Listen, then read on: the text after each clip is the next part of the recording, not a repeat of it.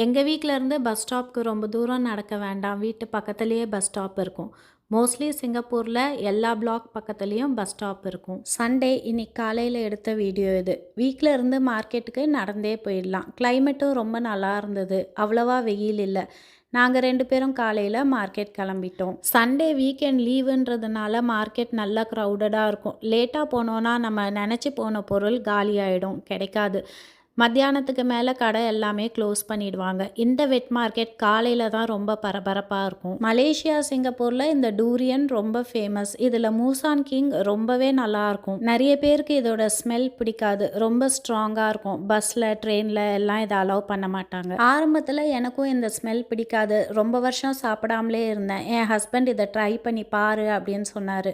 Try பண்ணி பார்த்ததும் எனக்கு ரொம்ப பிடிச்சிருந்தது. ஒரு வாட்டி சாப்பிட ஆரம்பிச்சிட்டா இதை ரொம்ப விரும்பி சாப்பிடுவாங்க. ஒரு பேக்கெட்டில் 5 தக்காளி இருந்தது. $1 இருந்தது. இது நம்ம ஊர் காசுக்கு 5 தக்காளி 73 ரூபாய். இதில் ஒரு 8 வெண்டைக்காய் இருந்தது. அதுவும் $1 73 ரூபாய். எல்லா கடையிலையும் இது மாதிரி அந்தந்த பொருள் கீழே ப்ரைஸ் மென்ஷன் பண்ணியிருக்க மாட்டாங்க. இந்த வெட் மார்க்கெட்டில் அந்தந்த பொருள் கீழே ப்ரைஸோடு மென்ஷன் பண்ணியிருந்தது. நம்ம எடுக்கிறதுக்கும் ரொம்ப ஈஸியாக இருக்கும். மஷ்ரூம் ரொம்ப விதவிதமாக வச்சுருந்தாங்க.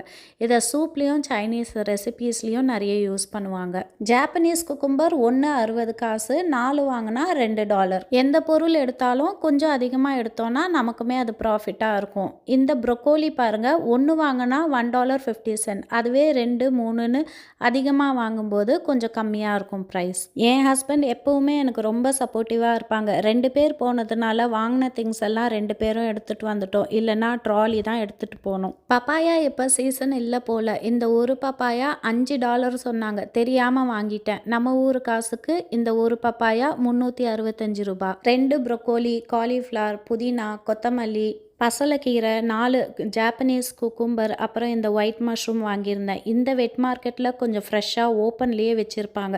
சூப்பர் மார்க்கெட்ஸில் எல்லாம் நல்லா க்ளோஸாக பாக்ஸில் வச்சுருப்பாங்க. உள்ளெல்லாம் கொஞ்சம் கெட்டு போன மாதிரி இருக்கும்.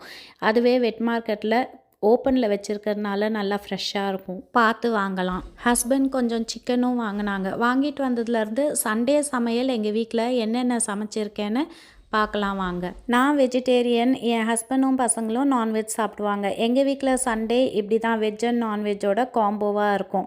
காலிஃப்ளவர் பொரியல், அவங்களுக்கு சிக்கன் செஞ்சுருந்தேன், அவரைக்காய் பொரியல், அப்புறம் கத்திரிக்காய் முருங்கைக்காய் போட்டு சாம்பார், சுட சுட சாதம் இது வடிச்சிருந்தேன். இதுதான் எங்கள் வீட்டில் சண்டே சமையல். உங்கள் வீட்டில் என்ன சமையல்னு கமெண்ட்டில் சொல்லுங்கள். இந்த வீடியோ பிடிச்சிருந்ததுன்னா ஒரு லைக் பட்டனை கிளிக் பண்ணிவிடுங்க. பாய்.